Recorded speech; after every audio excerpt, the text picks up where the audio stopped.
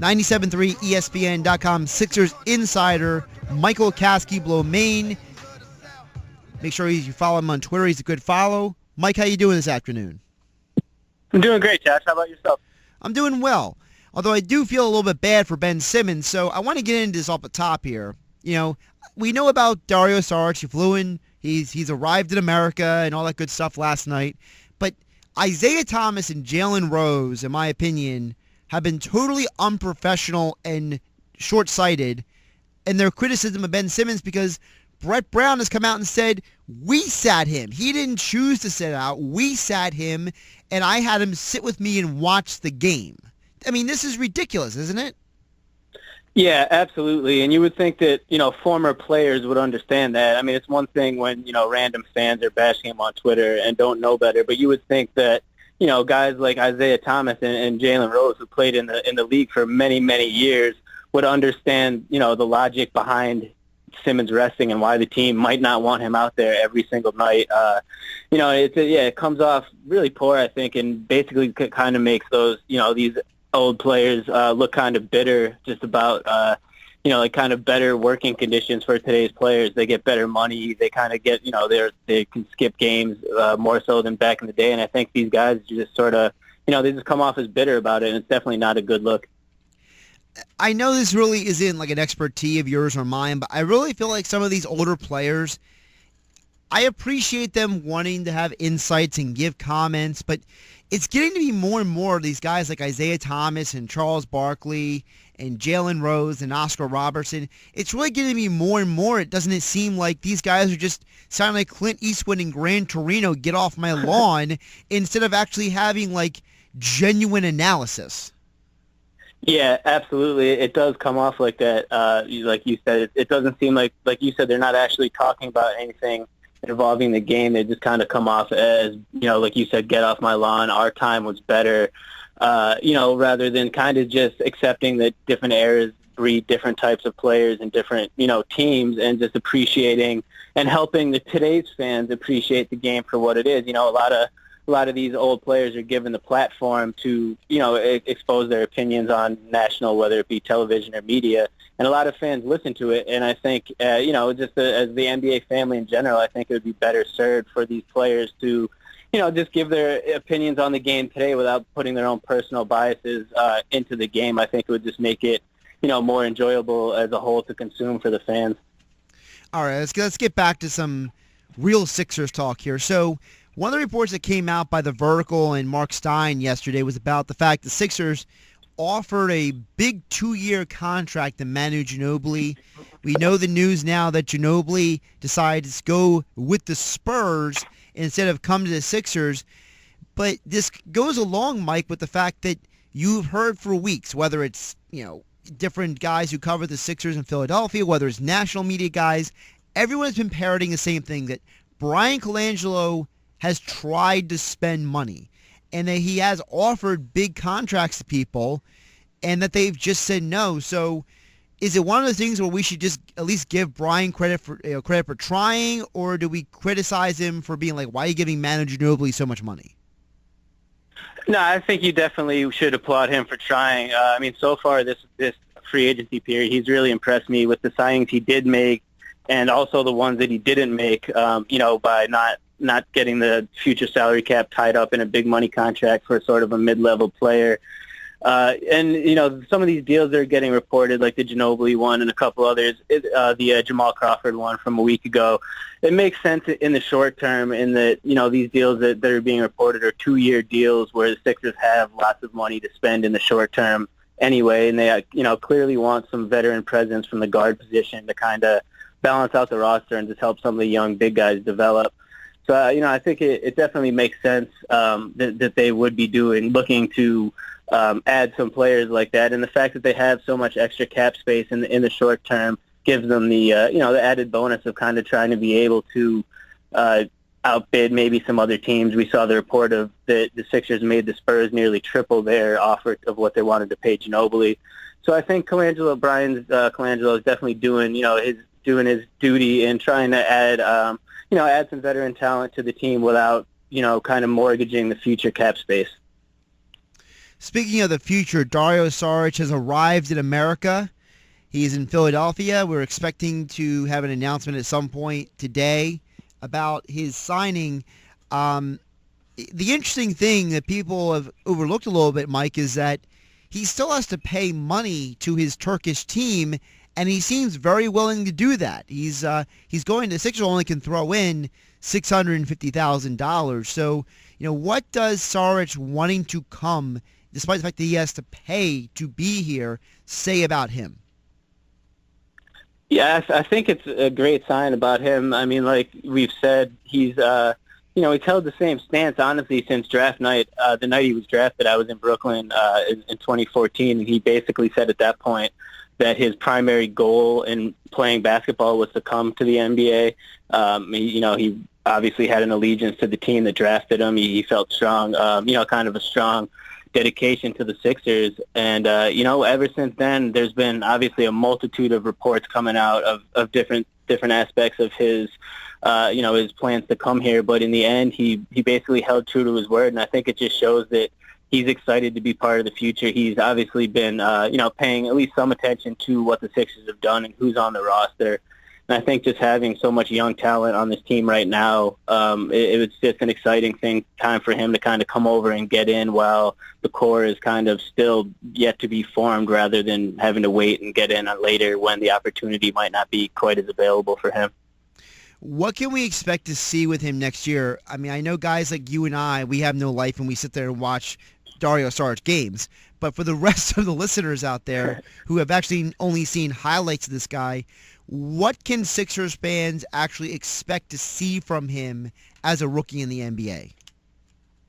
I think we'll be able to see a good, well-balanced player. I mean, we're not going to get a guy that is, going to come over here and be an all-star immediately. I think, from what we've been able to see and watch from his game so far, he's a very multi-dimensional player, not unlike Ben Simmons in his ability to, rebound and kind of lead a fast break and then kick the ball out to his teammates. He's a very willing passer, and, he definitely has great court vision and IQ similar to what Simmons has. He's not in the same class as far as an elite athlete as Simmons is, but he can shoot a little bit better. Obviously, I think his shooting this year for FAs was up to right around 40% from the three-point range, which is, obviously is something that the Sixers will utilize to their full advantage. They obviously want to be able to spread the floor with Embiid and Okafor and Nerlens and whoever they have in the paint. So I think from Dario, we'll get to see a good variety of varied skill set, whether it be, rebounding, passing, maybe knocking down some open shots. We don't know yet if he'll be a starter or not. I think that's yet to be determined, but I think we should expect to see him, a good 20 minutes, 25, 30 minutes a game. So we'll definitely get a good amount of exposure for him this coming season and get a feel of what he could really bring to the team going forward. We're talking with Michael Kaskey-Blomain, our 97.3 ESPN.com Sixers insider. You can follow him at The Real Mike KB. The Twitter handle is The Real Mike KB. Mike, looking over at Summer League, it looks like the Sixers' Summer League run is going to be coming to an end tonight versus the Heat. What did you take away from the Sixers' Summer League that you think is going to translate for the team moving forward in the future? I mean, I think you can't talk about the Sixers' takeaways from the Summer League without really just talking about Ben Simmons. I think the main takeaway that everyone realized in, very short order was he's a guy that can, you can build the team around based on, his skill set and what he showed in his limited run in Summer League. He just really, he looks like the type of player that the Sixers have been searching for, and throughout this, recent rebuilding process under Sam Hinkie, he just looks like, the A1 type of player that you can point to and say, this is the guy, this is the guy that we're going to build going forward. And then you look to fit skill sets around that. The past couple of years, the Sixers have kind of been, without form, drafting big guys consecutively. The roster's been sort of unbalanced by design, obviously, by Sam Hinkie. But now I think, especially with Simmons in place, he enables, the Colangelo regime to kind of move forward with a more direct direction, if that makes sense, knowing what they want to do and what sort of players and skill sets they want to add to, accompany Ben Simmons moving forward. Also, one of the things they noticed in the Summer League was the way they used Ben Simmons. The fact that he was very much more positionless than he was restricted to a position. And I look at a lot of the projections I see for the season. People are saying, well, he'll start at the 4. Oh, no, he'll start at the 3. Like, everyone's arguing about it. But couldn't I just contend that it's not as important about what, number position he is at, but it's just that he's on the floor, period? Yeah, absolutely. I mean, that's getting to that point in the NBA in general where, it's almost becoming a positionless league, and trying to fit a guy of the caliber talents into, a one position, like a one peg position. It kind of does him a disservice. He could obviously play a multitude of positions. And like you said, the way they used him in the Summer League it evidenced that he brought the ball up, very often. He also played off the ball. He would turn defensive rebounds into transition opportunities. There's just so many things that he can do on the floor, and to try to say, okay, he's going to be our power forward or he's going to be our point guard, it doesn't necessarily work in today's NBA, and especially with a player like that. I think, like you said, it's more so important just to find skill sets that match his style of play and that can maximize what he's able to do on the floor and go from there, rather than try to find a center, a shooting guard, a point guard to put around him. Earlier this week, Bryan Colangelo spoke with Sirius XM NBA Radio and said that it looks like they're still trying to move one of the big men. And, through the whole process, Colangelo has been a little bit vague on the details, which he should be. I mean, he doesn't want to give out all the information, but it seems like the farther along we get in the process, I think people are losing sight of the fact that Colangelo's being patient, and the fact that he is forcing the market to come to him, and that the fact that, okay, so the Sixers might go into the season with a glut of big men, and I look at it, Mike, as this situation. Embiid is coming off of 2 years not playing. Okafor is coming off an injury.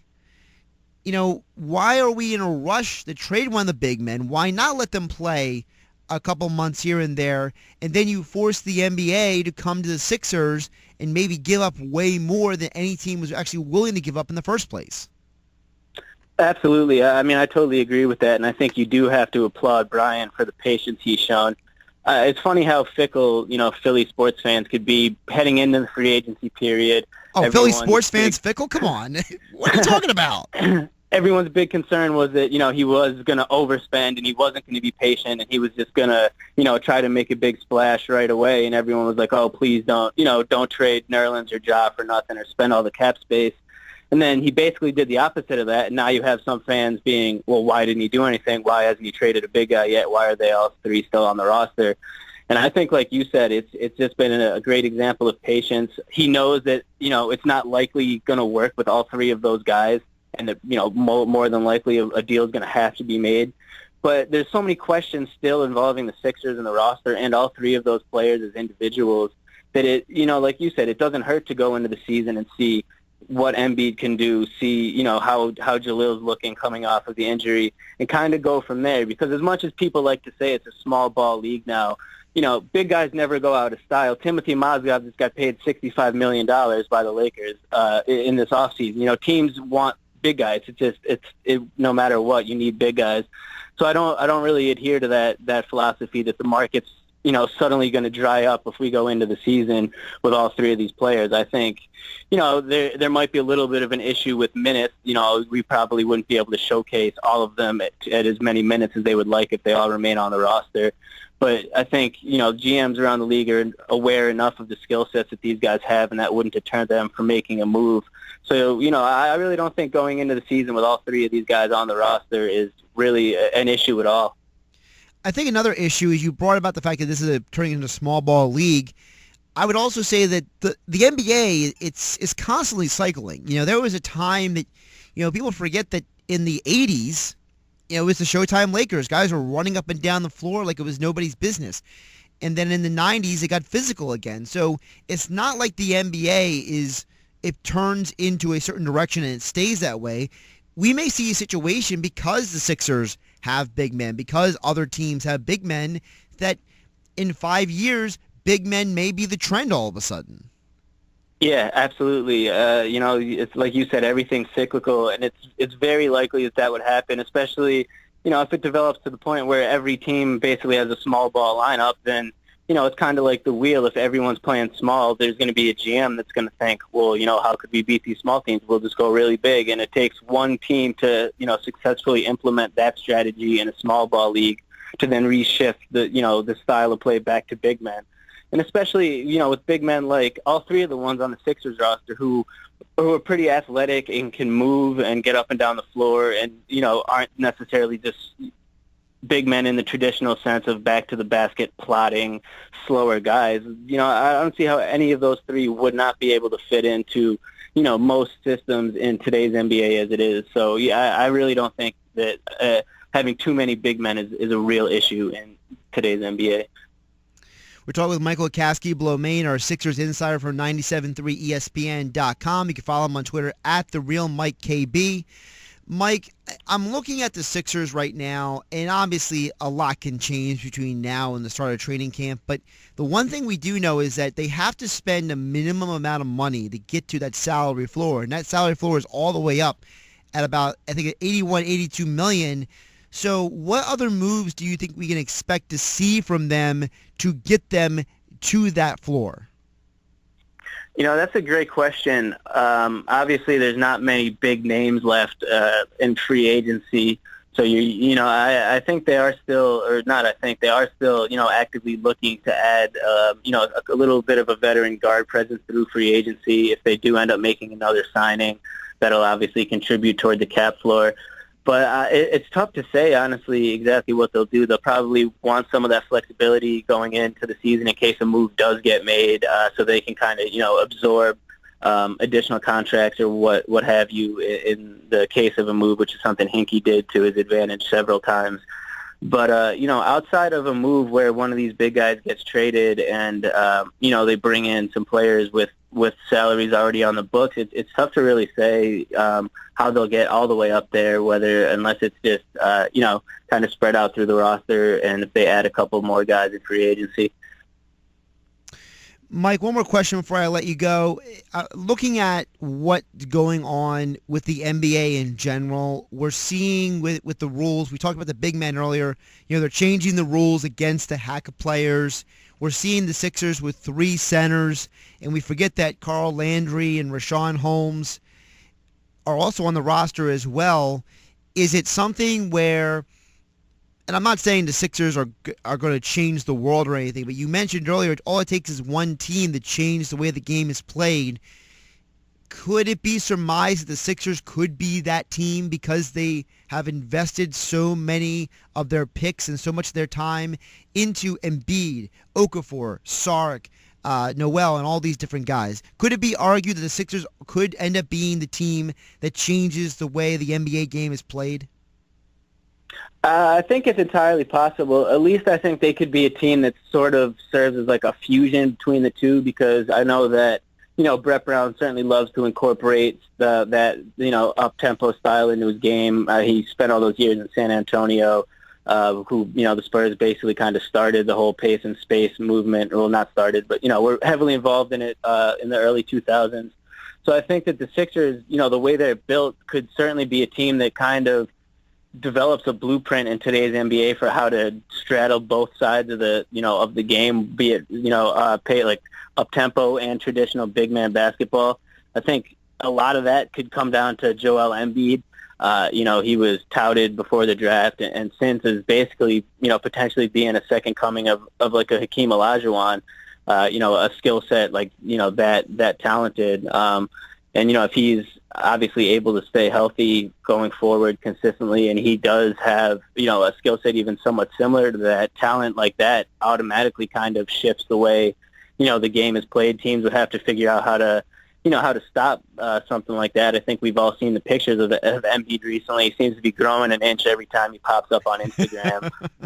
And he's, huge. He's putting up pictures of him flexing. He's definitely confident in his body, and with good reason. So, if he's able to stay healthy combined with, the size of the guy we have now in Simmons, who's, been compared to Magic Johnson based off his size and skill set, And the other guys, obviously Dario or Nerlens or Ja, big, talented guys like that can kind of be versatile, I think could go a long way in kind of shaping a style of play that's, somewhere in between the, 90s back to the basket and the more recent pace and space.